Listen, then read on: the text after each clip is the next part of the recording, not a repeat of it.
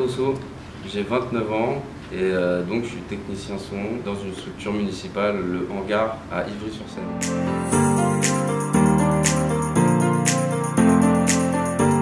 Professionnellement, j'ai pas bossé beaucoup ailleurs parce que j'ai eu la chance de trouver ce travail rapidement après mes études. Sinon, mon parcours scolaire, c'est d'abord le classique. J'ai fait un bac scientifique. Ce qui m'a amené à faire après, j'étais intéressé par la physique, une année de fac et puis que j'ai arrêté, mais que, du coup je suis parti sur l'idée de tenter une formation de technicien son. Donc c'était une école privée qui s'appelle l'ESRA dans le 15e. Et donc j'ai fait ça, c'est 3 ans d'études. J'ai fini en 2011. Quand je suis sorti de l'école, du coup j'ai cherché un peu à travailler. Et c'est vrai que je m'attendais plutôt à galérer, on va dire, en quelque sorte, comme beaucoup de gens et de collègues qui étaient avec moi à l'école. Ils ont cherché du travail, c'était dur de trouver sa place. On commence par des stages non rémunérés, j'en ai fait pas mal. Et donc j'ai eu la chance de trouver rapidement du travail ici au hangar.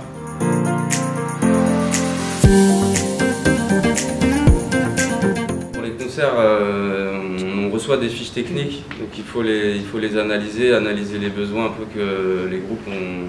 S'il y a des problèmes, communiquer et réagir avant, en amont, anticiper sur les problèmes. Et sinon c'est l'accueil des groupes.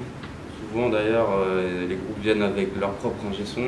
On installe le plateau, donc la scène, en fonction de leurs demandes, un peu même à l'avance pour gagner du temps. Et puis le jour même, c'est les balances, on règle chaque micro pour que le rendu soit cohérent pour le public. Et puis l'autre travail aussi, c'est de régler les retours pour que les musiciens s'entendent bien, suffisamment. On fait en sorte surtout que les musiciens soient à l'aise. Alors l'autre partie dont je peux parler moi, c'est le studio d'enregistrement. C'est un peu différent, c'est le même métier, mais c'est quand même un peu différent sur les tâches qu'il y a à faire et aussi sur le rythme de travail, parce qu'on est plus tranquille, on avance à un rythme on prend notre temps pour faire les choses bien, alors que le live, on va dire que c'est beaucoup plus intense. Le studio, c'est pas pareil, on est plus tranquille, on prend le temps de voir les choses, s'adapter un peu au projet qu'on est en train de construire avec le musicien, voilà, donc même en amont aussi, essayer de comprendre un peu ce que lui il veut.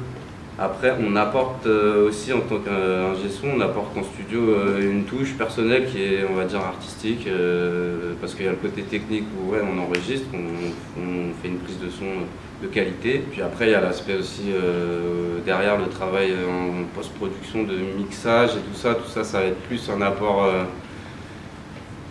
technique aussi, parce qu'il faut savoir comment mélanger bien les sons harmonieusement, et puis après il y a aussi une touche qu'on peut rapporter plus artistique, dans des effets, dans une couleur, voilà, c'est intéressant.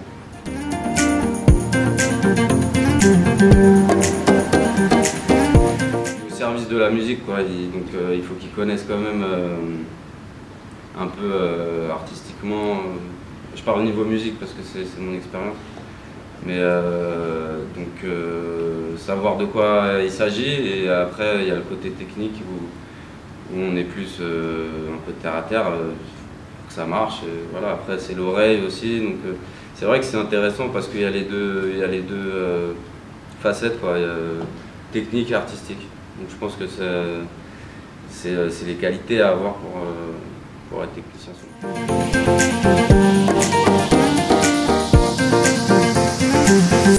On commence un peu à faire le point technique sur les concerts à venir. Donc on reçoit les fiches techniques et on vérifie qu'il n'y ait pas par exemple de matériel à louer ou qu'il manque rien. Après c'est vrai que sinon moi je suis beaucoup pris par le studio d'enregistrement, donc il faut que je gère aussi les demandes, rappeler des gens pour réserver sur le planning et tout ça. Je vais m'adapter donc à la demande du musicien qui veut enregistrer, et ça peut être par exemple des amateurs, donc on va prendre beaucoup de temps de leur expliquer, de leur montrer comment ça marche le studio et les mettre à l'aise aussi, parce qu'ils sont souvent un peu stressés. Et sinon, des professionnels, donc ça roule, on est là, on installe et puis on les laisse un peu gérer. Ce qui est intéressant, c'est que je vois beaucoup de gens différents en fait. Chaque semaine, c'est différent.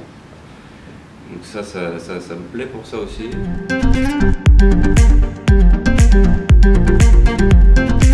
Les conditions de travail, elles peuvent être très dures, beaucoup d'heures enchaînées, ça peut beaucoup travailler le soir, la nuit et recommencer le lendemain. Physiquement aussi, ça peut aussi être très dur.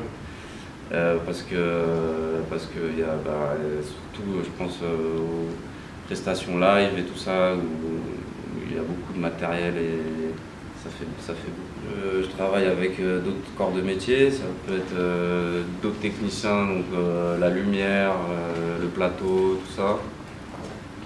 Donc c'est intéressant pour ça parce qu'on a aussi une vue sur d'autres choses, pas seulement le son, quoi. On peut aussi toucher un peu à d'autres choses. Par rapport à d'autres métiers, c'est vrai que l'aspect relationnel il est plus fort, il y a plus d'émotions entre qui se créent, quoi. C'est moins froid, on n'est pas dans un bureau, on fait pas. Donc c'est intéressant, il y a des choses qui se passent, surtout quand on a bossé pendant 3 semaines sur un studio, sur un projet, et que voilà, ouais, effectivement il y a des liens qui peuvent même durer après.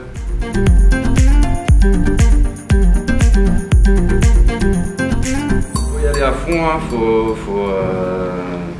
Faut se lancer, et vivre à fond parce que en fait c'est une passion, donc c'est du plaisir et il ne faut pas hésiter